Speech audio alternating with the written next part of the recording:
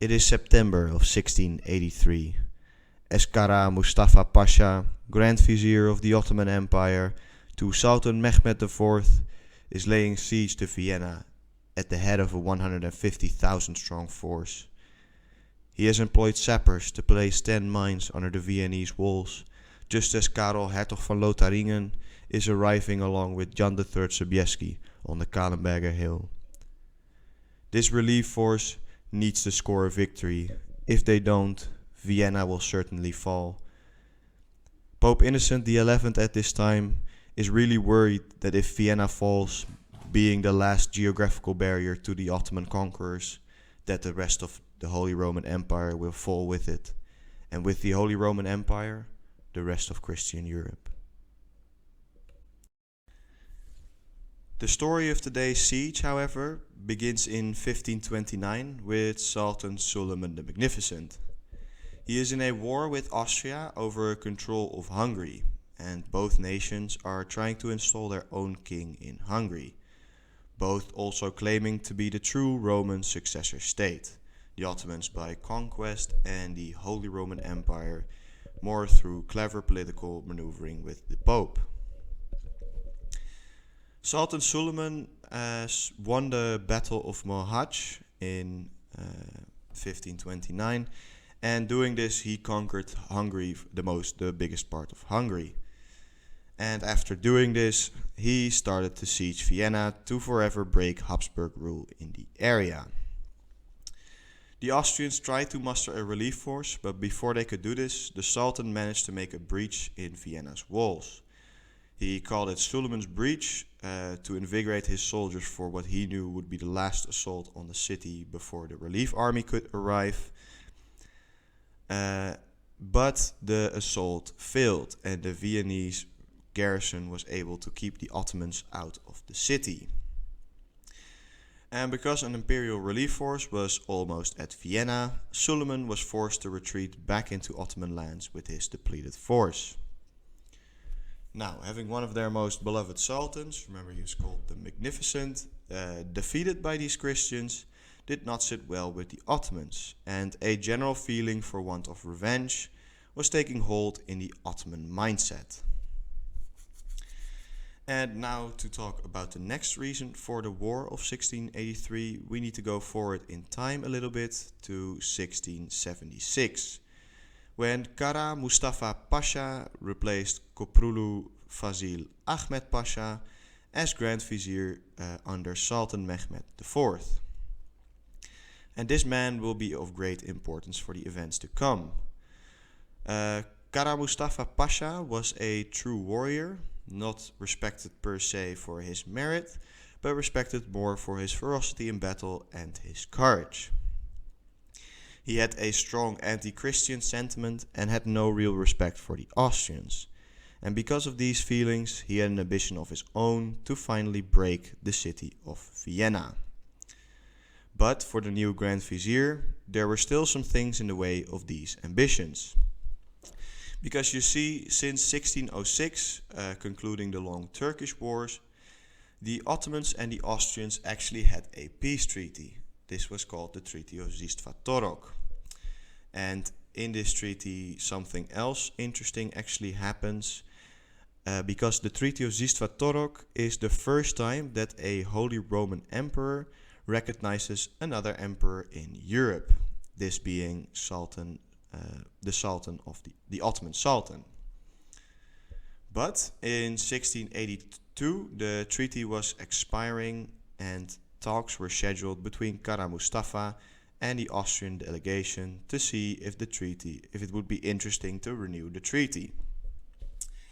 But the Grand Vizier, with his anti-Austrian and his anti-Christian feelings, could not reach a compromise with his counterpart, and now war was again an option.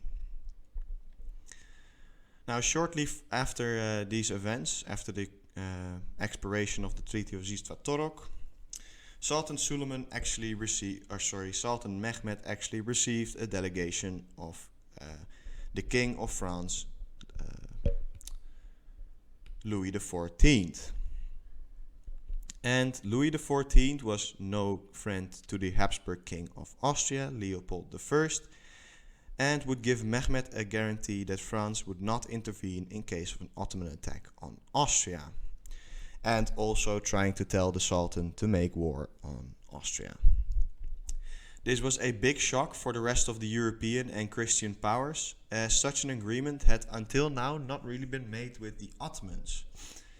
But now, apart from Kara Mustafa Pasha, who was already telling the Sultan to make war on Austria, now there was also a big European monarch trying to convince Mehmed to make war on Austria. And now the final reason that Kara Mustafa Pasha would be able to convince Mehmed IV with, or the two final reasons, was because of Habsburg weakness, or perceived weakness at least. First in the form of an Hungarian Calvinist revolt against Habsburg rule, which had been raging from 1678 until 1683 at least, and that the Holy Roman Empire was exhausted by the recent 30 Years' War.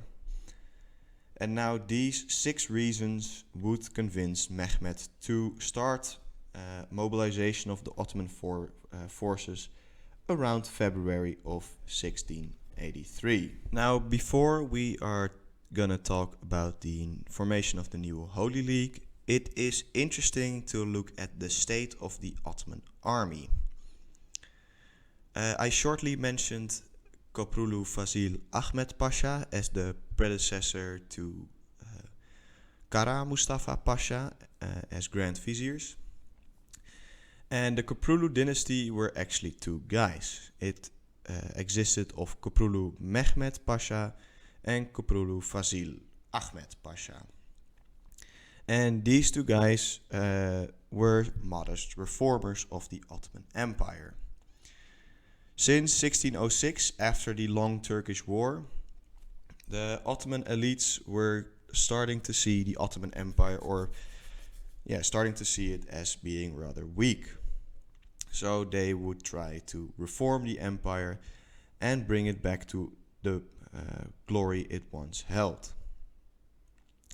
Koprulu Fazil and Koprulu Mehmed Pasha are both very important figures regarding this. The reforms in the Ottoman Empire, though, were not like those that were taking hold of Europe. The Renaissance was just starting, but they were more trying to bring back the institutions that used to make the Ottoman Empire work. So they were not trying out anything new, but rather were trying to bring back old things. The only truly modern reform that they made was trying to equip the Ottoman army with more muskets. And this certainly helped during the siege of Vienna that will come. So Kara Mustafa Pasha is essentially trying out the new reformed Ottoman army and testing the limits of the new reformed Ottoman Empire. So, after declaring war, or after starting mobilization at least, Mehmed leaves the army and gives command to his Grand Vizier, Kara Mustafa Pasha, with orders to extend the northern Ottoman borders, but not with orders to take Vienna. But as we will see, the Grand Vizier already has made up his mind. To supply his campaign in Vienna, Kara Mustafa Pasha begins an extensive infrastructure campaign. But despite this taking a long time, rain will fall in the spring season, making supply rather difficult indeed. And because of these rains, only light artillery will be brought to Vienna. So Vienna will really be a war of mine laying. The infrastructure project, like I shortly mentioned, took rather long, and it took until July for Kara Mustafa to reach the Austrian border. Now, having until early July for the Ottoman army to arrive and using his time well, Leopold immediately starts talking to Pope Innocent XI. And the Pope is a very imperial figure on the imperial side. The Pope sees Austria as a really good bulwark against Islam, and he ends up financing most of the Austrian campaign. And he calls on fellow European powers and citizens to come to Vienna's aid, establishing the Holy League or the New Holy League. And the Pope really sees Austria as a bulwark because Austria consists mostly of the Alps. And the Alps are the last geographical barrier holding back Ottoman conquest. So this is why Pope Innocent XI ends up financing most of the Austrian campaign, because he sees it as his Christian duty to keep the Ottomans or the Muslims at bay at the best defensible point in this year. Now, after having secured financing, Leopold needed to recruit a militarily powerful ally, and this military ally came in the form of the King of Poland, Jan III Sobieski. And this man was not only valuable because of his winged hussars, which he was able to bring around 25,000 of, but also because of his experience in defending his own land against the Ottomans. And another big addition to this Holy League will be Venice. And Venice also has a great deal of experience. Venice joins this war because they just lost Crete to the Ottomans, losing the 21-year-long siege of Candia in 1669. So the Venetians and the Venetian commanders will also bring a great deal of experience in the Holy League, and Venice will provide this new Holy League with a fleet. Now, the final additions to the Holy League were the German states of Saxony, Bavaria, Swabia, and Franconia. Some friends of the Emperor of the Holy Roman Empire. So, after finishing his infrastructure project, Kara Mustafa Pasha reaches the Austrian border at the beginning of July, where Imre Tokoli, leader of the Calvinists' revolt in Hungary, which I was talking about a little bit earlier, who asked the Grand Vizier to lay siege to Vienna. And capitalizing on this immediately, the Grand Vizier sends a message to the Sultan, finally revealing his real plan of marching on Vienna. Now, he asks the Sultan for permission, but doesn't wait for a reply. He marches straight on Vienna, past a small fortress to the south of the city called Raab. And in Raab, the Austrian general Charles Lorraine is stationed. But upon seeing the Ottoman Grand Vizier having no interest in Raab and marching past him towards Vienna, he abandons Raab and leaves it with a small garrison to reach before Kara Mustafa can reach Vienna, and warning King Leopold, of course. And upon hearing that Vienna was going to be besieged, Leopold, not really a warrior, more a patron of the arts and a music composer, fled to the city of Passau. He appointed the experienced general, Austrian general Ernst Rüdiger von Starnberg as his garrison commander, and he appointed the engineer and architect Georg Rimpler to enhance Vienna's defenses.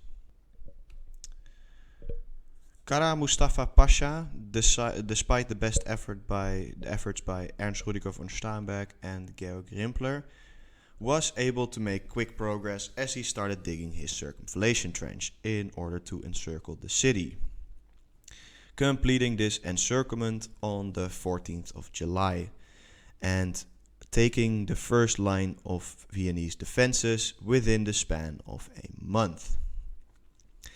And after successfully taking the first lines of defenses, Kara Mustafa Pasha orders his soldiers to dig trenches towards the second lines of walls. reaching the middle of the ditch being this part of land between the two lines of defenses, in mid-August, at around the same time that Jan III Sobieski was leaving Krakow with his 25,000 strong force to try and reach the Kallenberger Hill just to the north of Vienna. And before Charles Lorrain, or the Karel Hertog van Lotharingen, as he is pronounced in German, I think, was reaching the Toulon Valley on the 7th of September, the Ottomans had placed several mines under the curtain walls and a few of the artillery bastions firing on the Ottomans below. And two of these mines were blown up successfully, destroying one of the artillery bastions and making a breach in the curtain walls. But before the Janissaries could launch an attack, the garrison would have already clogged the hole with chevaux de frise. And chevaux de frise is just an improvised wall, essentially. It's basically wooden spikes to try and help the defenders defend. And they were able to fight off various assaults on the city using this chevaux de frise. But on the 11th of September, Charles Lorrain and Jan III Sobieski were arriving on top of the Kallenberger Hill and took the chapel of St. Leopold. They lit a huge bonfire to tell the city that relief had arrived and that a great battle will begin tomorrow. It was as a sign from God for the starving and exhausted city. Now, having seized the chapel of St. Leopold on the night of the 11th and letting the Vienna know with the bonfire that they are there, the relief army of roughly 70,000 men could now hold its last war council before the battle would start the next morning. And at this war council, Jan Sobieski actually protests. He claims to have been misinformed about the terrain and suggests that he should flank even further to the south/west of Vienna. But for the Duke of Lorraine, or Karel Hertog van Lotharingen, this is not an option. He has chosen the Kallenberger Heights very carefully because this hill provides a good chance to trap the Ottomans between the Wenenrivier, the Danube, and the Viennese walls. So, to convince Sobieski of his plan one last time, I'm saying this because I failed to mention this a little bit earlier, but Sobieski, because of his experience, was chosen as overall commander of the relief forces, but he agreed to a plan formulated by Charles. To convince Sobieski once more, Charles correctly points out to him the weak state of the contravallation trench the Ottomans had dug, and that the Kallenberger Hill is more suited for cavalry on the right flank of the relief army, where the king will be stationed. Luckily, Jan III Sobieski is convinced, and the next morning at 3 a.m., first contact is made at the village of Nussdorf, which along with Heiligendorf is taken by imperial forces. But after this, a sort of stalemate ensues, as the Ottomans are now finally committing a small portion of the Janissaries to the fight. This is all happening on the opposite side of Sobieski's position though, and he has not yet committed his forces. But seeing that the left Ottoman flank is getting rather impatient, and the left Ottoman flank is trying to harass the imperial infantry stationed in the center, Jan Sobieski lines up the biggest cavalry charge in history, consisting of no less than 18,000 Polish and imperial spears. All these cavalrymen lower their spears and start galloping in a loose formation, getting up to speed along the small incline of the Kallenberg Hill. And just before making contact with the left flank of the Ottomans, the loose cavalry formation smashes together to form a more tight wedge, and Sobieski breaks the Ottoman left flank. Kara Mustafa notices this and desperately tries to rally his last janissaries to defend versus the Imperials, but it is already too late. The Poles are sweeping up the rest of the Ottoman army and riding through the Ottoman camp already. And as this is happening, Kara Mustafa Pasha is injured in the eye and forced to flee with the remainder of his forces. Having routed the Ottoman forces, Sobieski and Karol Hertog van Lotharingen had successfully relieved Vienna. Sobieski and his Poles take to looting the Ottoman camp, and according to legend, this takes them a week. Now, Sobieski, having won one of the greatest victories in history, and he probably knew that he had committed the largest cavalry charge up until this point, is rather excited and holds a victory parade in Vienna. And this victory parade really insults the king of the Habsburg monarchy, the Holy Roman Empire, Emperor Leopold I. Because Leopold wanted to be seen as the liberator of Vienna, and now Sobieski was taking this honor from him. So while you would think this great victory would bring the two monarchies closer together, this actually made sure that the monarchies would grow further apart. Rather interesting if you ask me. And at the beginning of the video, I also stated that the Holy Roman Empire and the Ottoman Empire both claimed the Roman successor title. And the Holy Roman Empire did this more by clever political maneuvering, and you see this returning in the Siege of Vienna, when Leopold I gathered a European army to try and ward off the Ottoman attack, doing this successfully actually, staying consistent with the Holy Roman Empire mindset. And the Ottomans, having claimed the Roman title by conquest, are also very consistent with this creation myth or with this succession myth. They came with conquest to Vienna, but they failed. Now, Kara Mustafa Pasha, having retreated, he probably knows his fate at this point, but he is still denying it. He tries to place the blame of the loss at Vienna on the soldier that was the first to flee from the battle, hanging the poor man and placing all the blame on him. But Sultan Mehmed IV is not fooled, and he sends a messenger which reaches the Grand Vizier in Belgrade, that the Grand Vizier will be put to death. And this is done at the same day this Grand Vizier receives the message in Belgrade, and he is strangled with a silk scarf, and his head is presented on a silver dish to the Ottoman Sultan, Sultan Mehmed IV. And apart from the Ottomans and the Holy Roman Empire staying consistent with their succession myths, the Ottoman reforms had shown themselves to be insufficient. The Ottoman Empire had clearly failed to modernize, and their army was not nearly modern enough to face a smaller Austrian army. So this will really call in the true extent of Ottoman decline. And the follow-up of the war after the Battle of Vienna will be rather disastrous for the Ottomans. The Ottomans will lose a great deal of land in the east of Europe, and they will never reach the power levels that they had reached under Sultan Suleiman the Magnificent, or even under Murad II. But this will be enough for today.